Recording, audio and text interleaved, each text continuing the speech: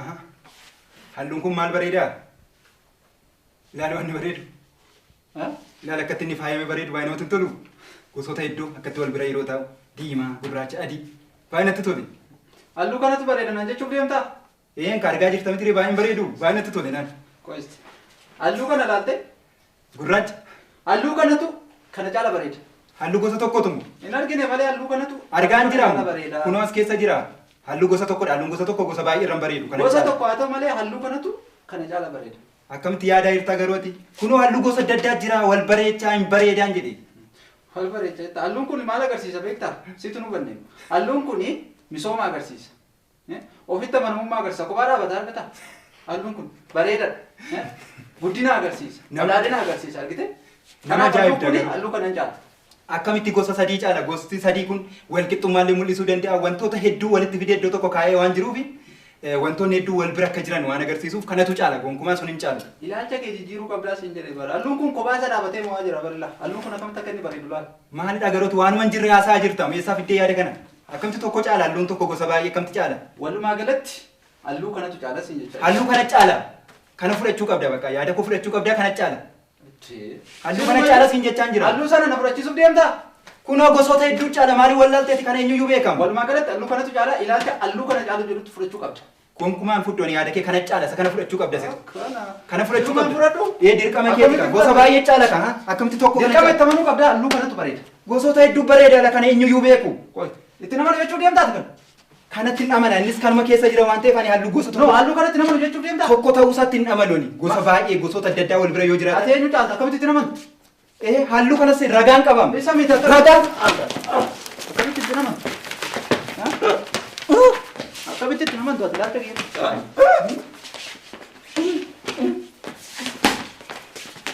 maal gochaa jirtu obboleessu? Oy, gadhiisi. Kan inni akkas ta'u dararaartu nama akka keetiidha. Irree keetti agarsiifatta? Ilaalcha kee akkamitti nu fudhannaan jedhan? Ilaalcha kee sababaa namansiisuu qabda malee humna namansiista? Maaliif hin fudhatu ilaalcha kiyya? Dirqama yaada kiyya fudhachuu qabda yaada kanaaf. Saami lamma keessan iyyuu maalirratti akka wal dhaabbilan mari'anna.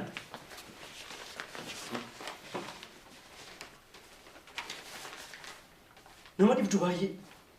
Mee sababni walitti bu'iinsa keessanii maalidha?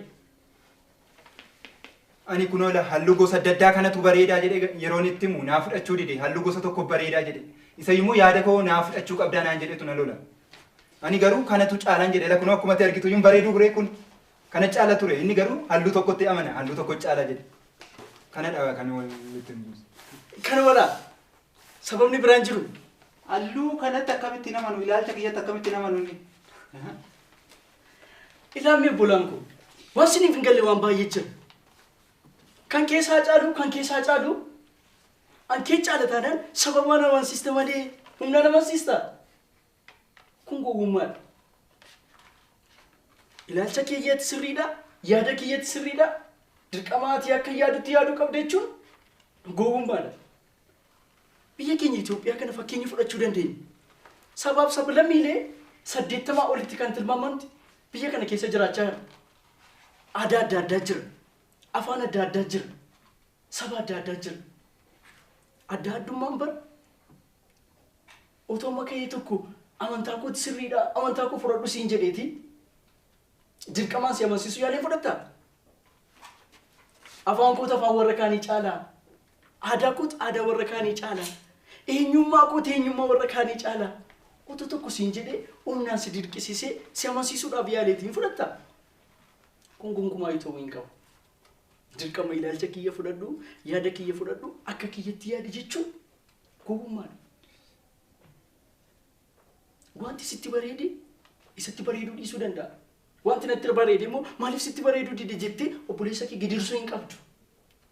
Dhuguma waan sun hin bareeda yoo ta'e sababa namansiisuu malee humna namansiisuun jaarraa ammaa keessa gowwummaadha. Sinii galee? Sirrii jette. Hamma nu badde beektaa. Ilaalchi kiyyaa caalu jedheen ofitti amanee tanani isa miidhaa jira. Kanaaf iyyuu dhiifama yoo gaafadhe anaaf gaarii dhadhee yaada. Kanaaf dhiifama gaafachuu qaba. Kunoo anis dura kanan barbaada. Yaada walii deeggarree jiraachuu qabna turre. Gorsi kee baay'ee nutti toleera. Innis kansaa anis kan koo yaada walii fudhannee waliin jiraachuu ni dandeenya ture. Dogoggora keenyadha irraa baranneerra. yeroo akkasitti kunoo yaadaan tiijjee mari'anni wal amansiisnu mariin sababa gahaa dhiyeessuun bu'aa akka qabu kanumarraallee argineerra. Kaa dhiifama wal gaafadhaa. Kaa. Dhiifama naa godha.